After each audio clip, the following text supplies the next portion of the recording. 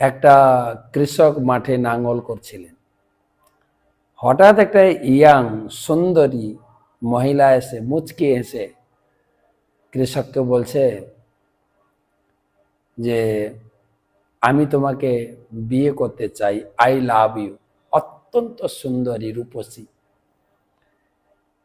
তার রূপলাবণ্যে আকৃষ্ট হয়ে কৃষক তো নাঙ্গল ছেড়ে হাত বাড়িয়েছেন, তুমি হাতটা ধরো, সত্যিই তুমি আমাকে বিয়ে করবে? বলছে হ্যাঁ। তাহলে চলো আমরা ব্রাহ্মণের কাছে গিয়ে একটা লগ্ন, বিয়ের দিন নির্ধারণ করে নি। তারা গেছেন একজন ব্রাহ্মণের কাছে, কৃষক এবং সেই সুন্দরী রমণী। ব্রাহ্মণ সুন্দরী রমণীকে দেখে আকৃষ্ট হয়ে গেছে। তখন কৃষকও বলছে না না না, এই রমণীর উপযুক্ত স্বামী আমি, তুমি না। তুমি তো কৃষক, আমি ব্রাহ্মণ। এই নিয়ে কৃষক আর ব্রাহ্মণের ভিতরে একটা তর্ক বিতর্ক, বাক বিতণ্ডা শুরু হয়। তারা সে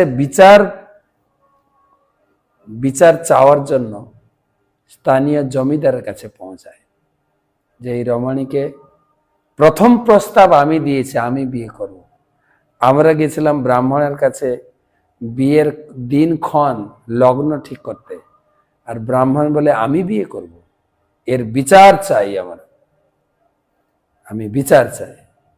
জমিদার সুন্দরী রূপসী মহিলাকে থেকে বলছে না না না, তোমরা দুজন কেউ উপযুক্ত না। আমি জমিদার, আমার অর্থ সম্পদ বিত্ত সবকিছু আছে, আমি এর ভরণ পোষণ পালন সবকিছু করব।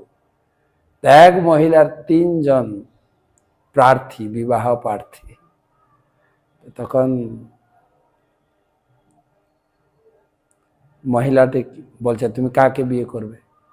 বলছে আমি তো এমনি বিয়ে করব না, একটা প্রতিযোগিতা আমি করতে পারি। আমি দৌড়াবো, আমার পিছনে দৌড়ে যে আমাকে ধরতে পারবে তাকে আমি বিয়ে করব, এটা আমার শর্ত, কন্ডিশন। মহিলা দৌড়াতে শুরু করেছে, তার পিছনে 3 জন বিবাহ প্রার্থী দৌড়াচ্ছে। দৌড়াতে দৌড়াতে প্রথমে কৃষক হোঁচট খেয়ে মারা গেল। 2 জন প্রতিযোগী। কিছু দূর গিয়ে ব্রাহ্মণও হোঁচট খেয়ে পড়ে মারা গেল। এখন একজন জমিদার বলছে সেই সুন্দরী মেয়েকে যে এখন তার প্রতিযোগী কেউ নেই, কেবল আমি আছি, আমাকে বিয়ে করো। তখন মহিলাটি বলছে না না না, শর্ত পূরণ হয়নি, আমাকে ছুটে ধরতে হবে। তখন সেই জমিদার দিকে জিজ্ঞাসা করছেন আসলে তুমি বলো তো তুমি কে, তোমার স্বরূপটা কি? তখন বলছেন আমি মায়া, দুনিয়া, আমার পিছনে ছুটে শুধু খালি হোঁচট খেয়ে মরবে, কিছুই পাবে না। এই মনে পড়ে গেল যে প্রবল বেগে ছুটছে মায়া। কবিরাও গিয়ে গেছেন, থাকবো না কো বদ্ধ করে, দেখবো এবার জগৎটাকে, দুনিয়ার মানুষ ঘুরছে কি বলে, ঘূর্ণি পাকে ঘুরছে লোক। প্রপাত ব্রহ্ম সংহিতা থেকে শ্লোক দিয়ে বলছে মায়াটাকে সৃষ্টি স্থিতি প্রলয় সাধন শক্তি রেখা ছায় বজস ভুবন, ভগবানের ছায়া, ইচ্ছানুরূপ চেষ্টতে, যার ইচ্ছায় মায়া দেবী কাজ করছে। গোবিন্দম আদি পুরুষোত্তম, গোবিন্দ। সেই মায়ার প্রবল বেগ, জন্ম মৃত্যু, এই জন্ম হলো ধীরে ধীরে বড় হলো, সেই পড়াশোনা, চাকরি, বিবাহ, মৃত্যু চলছে দিনগুলো।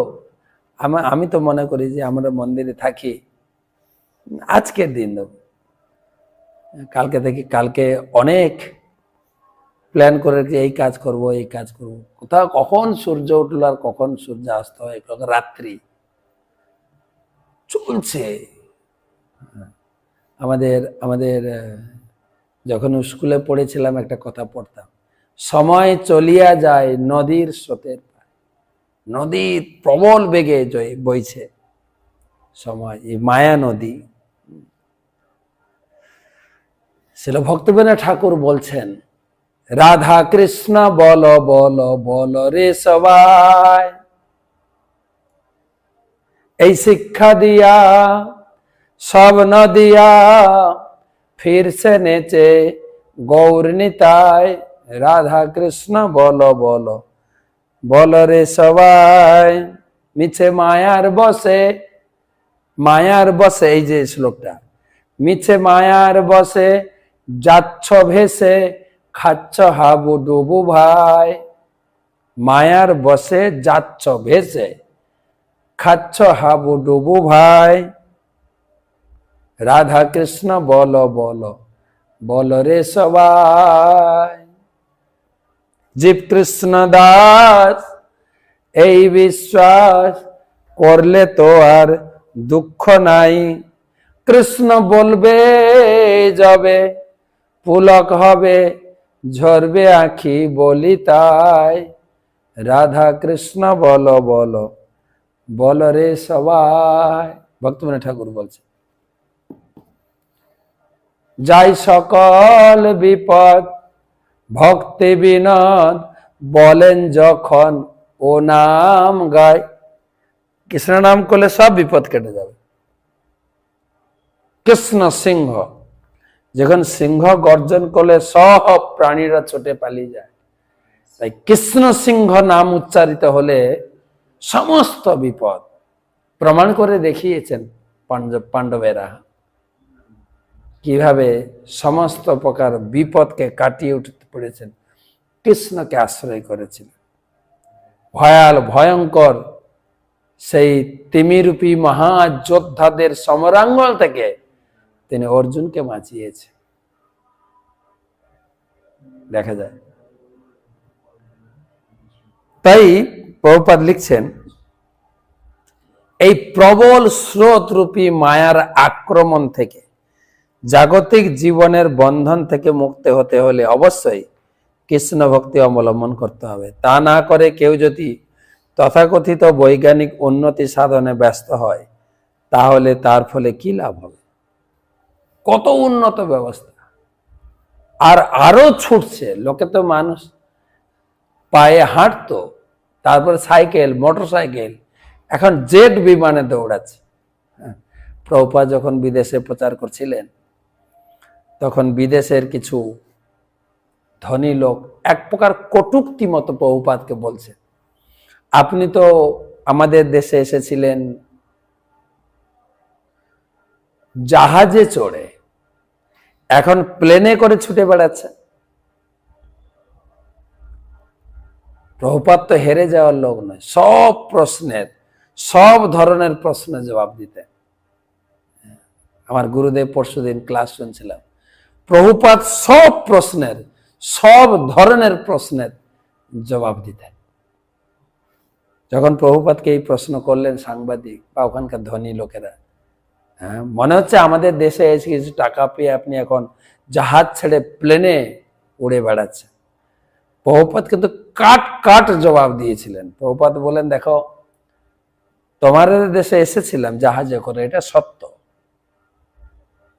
তোমাদের দেশে কৃষ্ণ ভক্তি প্রচারের জন্য, তোমাদের জীবনকে রক্ষার জন্য।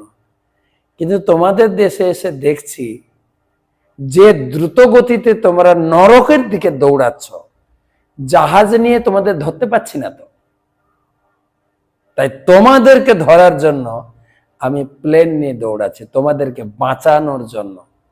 তোমাদের জীবনকে মায়া নদীর স্রোতে ভেসে যাচ্ছে, সেখান থেকে রক্ষা করার জন্য তোমাদেরকে ধরতে গিয়ে আমাকে প্লেনে দৌড়াতে হচ্ছে। মায়া নদী, নারদ মুনি বলছে।